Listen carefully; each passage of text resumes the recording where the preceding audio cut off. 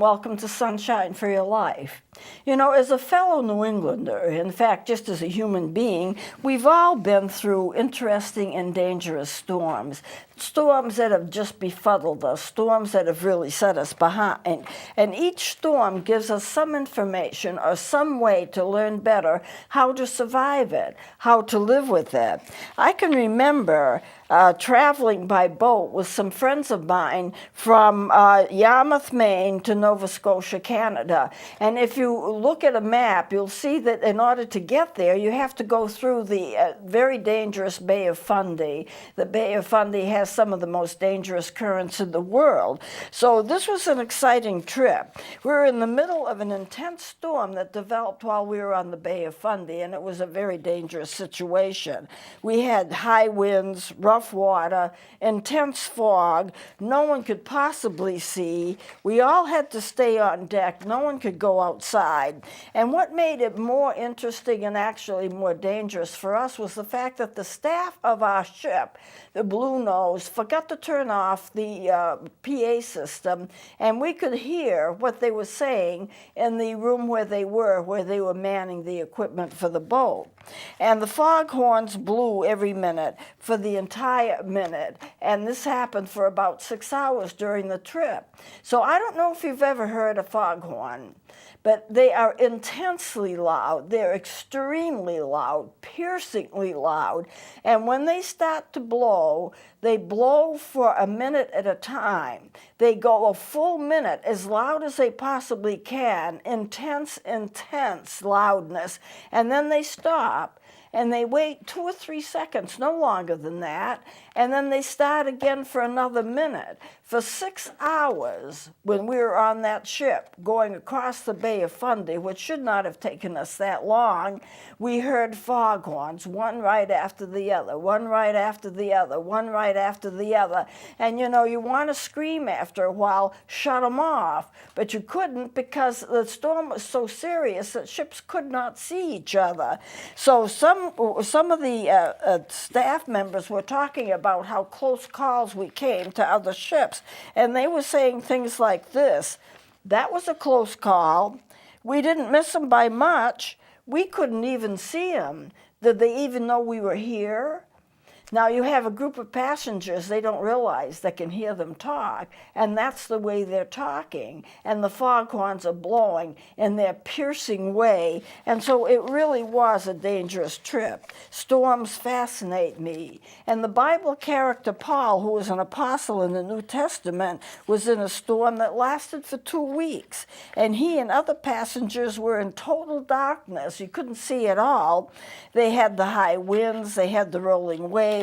And I want to take a look at the storm that Paul was in and what it must have been like in ships during that day, because their travel was tenuous. It was dangerous to travel in those days. Even by boat, it was difficult. And I want to see if this has any relevance to us today. In that time, in the area of the world in the Mediterranean, storms lasted off and on for pretty much the whole winter. They were very, very long storms. And the sailors would use the sun and the stars to guide them in terms of where their position was, but they did not want to use the ships during the night. They wanted to only travel by day, and they only wanted to travel to places they could see. So as they looked up the coastline, they could see a stop they wanted to make. They would move the ship during the day, settle there at night, and get their positions as best they could, and then the next day travel another distance to a destination that they could see, settle in for the night and not move, and that's the way they traveled. The ships were of various sizes, but a large ship could be about 180 feet long by 44 feet wide. Now that's nothing in comparison to our modern planes when we have wingspans that are as long as wide as football fields. So there were no passenger ships, though, in those days, but they would take passengers if there was enough room for them. But they basically were all cargo ships, and the ships were not comfortable. They would pitch and they would roll, and occasionally a large ship would actually run over a smaller ship because they didn't see each other. And if there was an accident on a ship or on a boat, the other ships might not be able to rescue them because they weren't very maneuverable, and a ship just couldn't turn around. And now I've read that passengers sometimes brought small tents and food so they would be more comfortable on a boat, but a big wave could just douse them. So that was no guarantee that they would be comfortable. And travel was considered to be dangerous because people who were criminals were transported by boat to other areas, wherever it was they were going. So when somebody decided that they were going to take a boat trip, it was understood that they might not ever come back. The danger of the travel, the danger of the weather, the fact of the ships pitching and rolling, the fact that a ship might get into trouble and they could not be rescued, or the ship might even be run over by another larger ship. Now, that was the situation about boat travel in the days that Paul lived. Paul was in a fierce storm, and the storms were very fearful. But Paul was not afraid in his storm. He prayed, and an angel revealed to him that the ship would be destroyed, but all the people would survive. They would have a lost ship, but people would survive. The reason that Paul did so well in the storm is that he had a personal relationship with God, and we all have storms in our lives, and Paul depended upon God to carry him through, and God did deliver messages to him through an angel telling him that the people would be spared. The ship would be lost, but the people would be spared.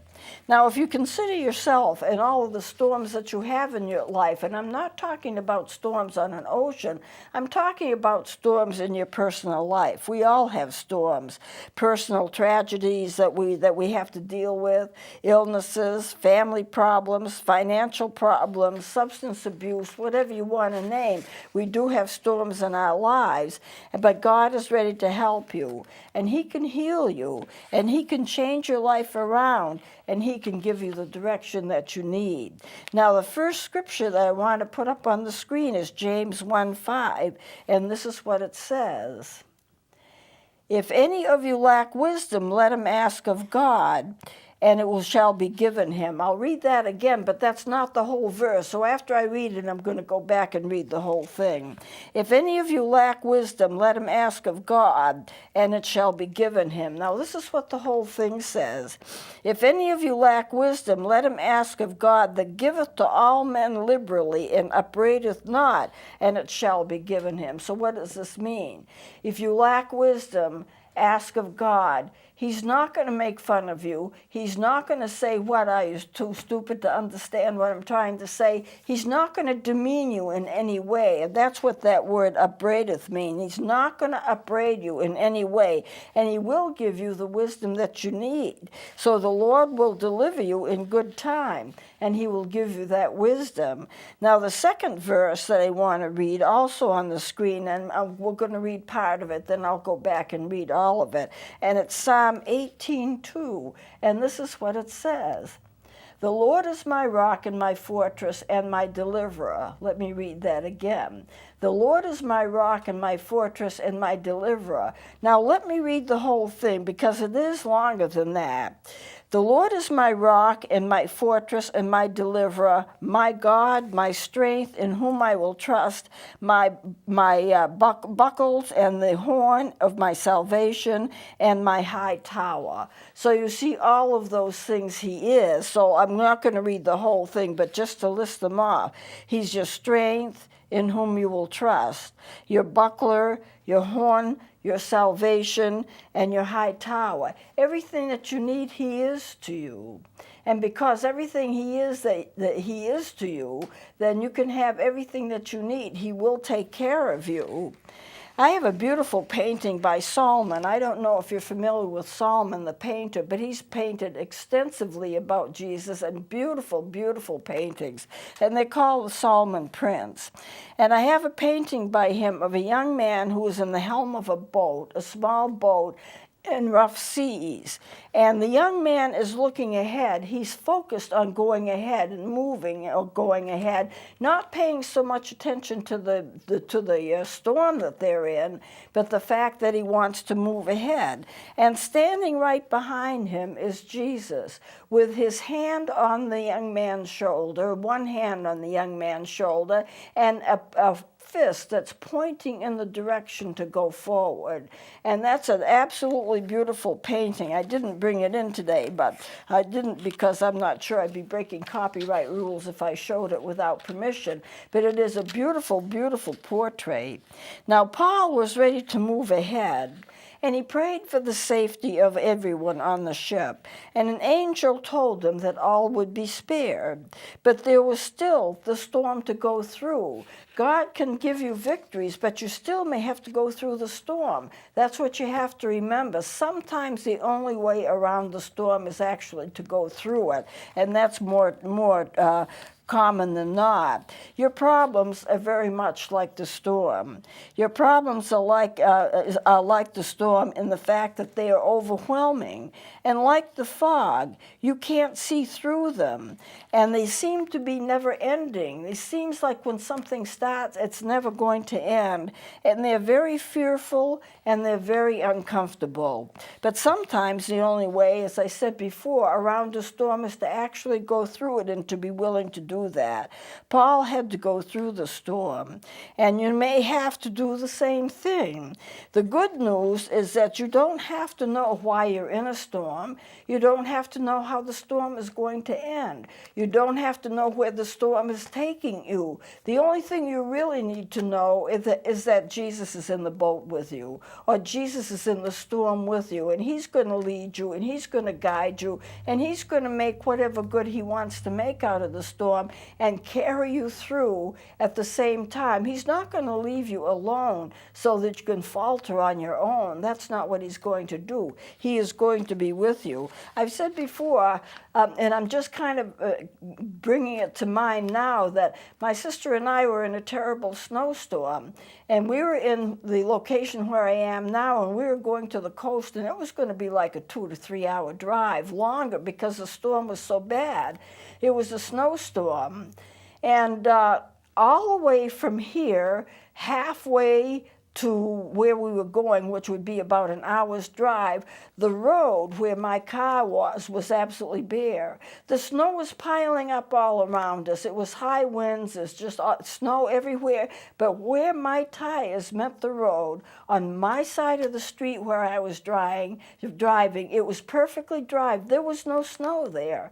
It's like the snow avoided the part of the road that I was going to be on, and we made it safely. And so I'm thankful for that, but that tells you how God can take care of us. So you don't need to know so much about the storm, but you have to know that God is with you. Remember that sometimes Jesus calms the storm, but sometimes he calms his child instead, and we just go through the storm. I remember when I was young, some friends of my parents they had a cottage and they bought a new boat. And they wanted to take us out on the boat. So we went, and it was about an hour drive away, and it was getting dark, and we went out on that boat, and it was very nice, and it was on a lake, and we went, and we went, and we went, and it got darker and darker and darker, and I got more and more concerned.